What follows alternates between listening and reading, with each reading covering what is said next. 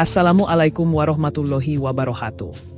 Selama ini kita mengenal bangsa Khmer di Kamboja sebagai pemilik warisan budaya besar seperti Candi Angkor Wat. Tapi tahukah kamu bahwa ada dugaan kuat bangsa Khmer pernah berada di bawah pengaruh bahkan mungkin dijajah oleh bangsa Jawa dari Nusantara?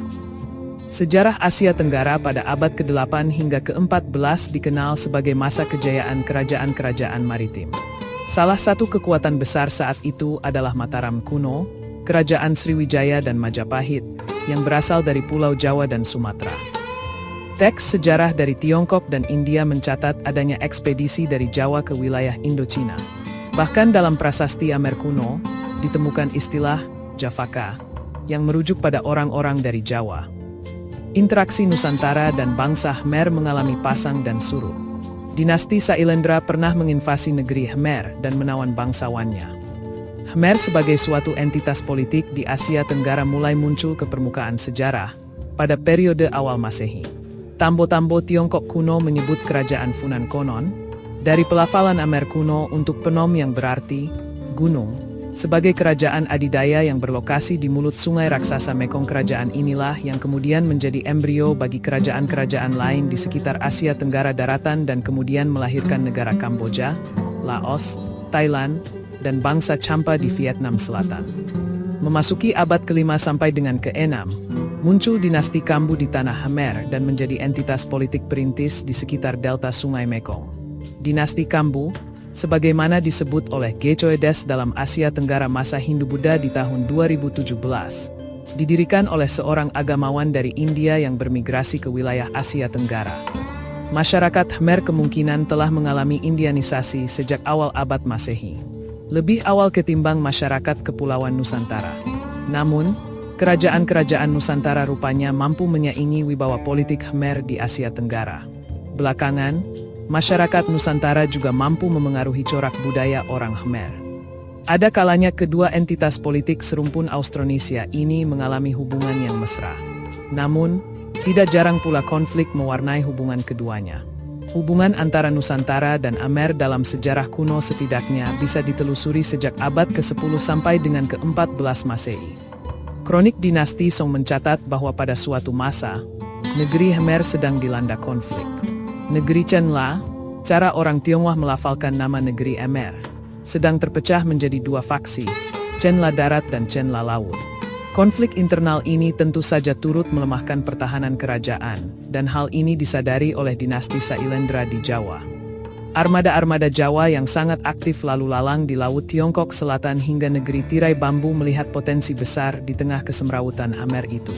Sejak lama, kapal-kapal Jawa telah menjadikan pelabuhan Amer sebagai tempat singgah. Karenanya, mereka punya cukup wawasan akan kondisi kerajaan itu. Dinasti Sailendra lantas memanfaatkan kesempatan itu dan melancarkan invasi ke negeri itu di penghujung abad ke-8 sampai dengan awal abad ke-9. Mereka dengan gemilang berhasil menghancurkan kota-kota pesisir Khmer. Begitulah kira-kira gambaran keganasan pasukan Jawa di daratan Amer menurut studi Lawrence P. Briggs dalam The Ancient Khmer Empire. Invasi dinasti Sailendra juga berdampak pada kehidupan bangsawan Amer. Beberapa anggota keluarga kerajaan Amer tertangkap dan menjadi tahanan di Jawa. Salah satu bangsawan Amer yang pernah merasai pahitnya invasi itu adalah Pangeran Jayawarman. Riwayat hidupnya, menurut Choi Des, bisa dijumpai dalam prasasti Stockholm yang bertarikh 1052 Masehi. Prasasti berbahasa Khmer ini menceritakan kepulangan Jayawarman ke tanah Khmer setelah lama hidup di bumi Jawa. Sekembalinya di Khmer, dia mendeklarasikan diri sebagai Raja Khmer dan menahbiskan diri sebagai perwujudan Dewa Siwa di Phnom Gunung Kulen. Menurut dugaan Choi Des, Jayawarman berhasil lolos dari kurungan Raja Jawa setelah terjadi pergolakan politik di awal abad ke-9 Masehi. Eksistensi orang-orang Khmer di Jawa juga tercatat dalam prasasti Wurudu Kidul yang berangkat tahun 922 Masehi. Prasasti logam beraksara Jawa kuno itu berturut-turut dibaca dan ditelaah oleh Wef Stutterheim, L. C. Damais, dan terakhir Boechari. Dalam Jayapatra, sekelumit tentang pelaksanaan hukum dalam masyarakat Jawa kuno, Boechari membeberkan bahwa isi prasasti itu berkenaan dengan putusan hukum perpajakan terhadap seseorang bernama Sang Danadi yang dituding sebagai orang Amer. Padahal, Dia adalah orang Jawa Tulen. Raja sampai harus mengirimkan sebuah tim untuk menginvestigasi asal-usul Sang Dhanadi. Peristiwa ini jadi petunjuk bahwa orang Jawa pada periode tersebut memang cukup mengenal karakter orang Khmer. Bahkan, sebagian orang Khmer telah menetap di Jawa pada era tersebut.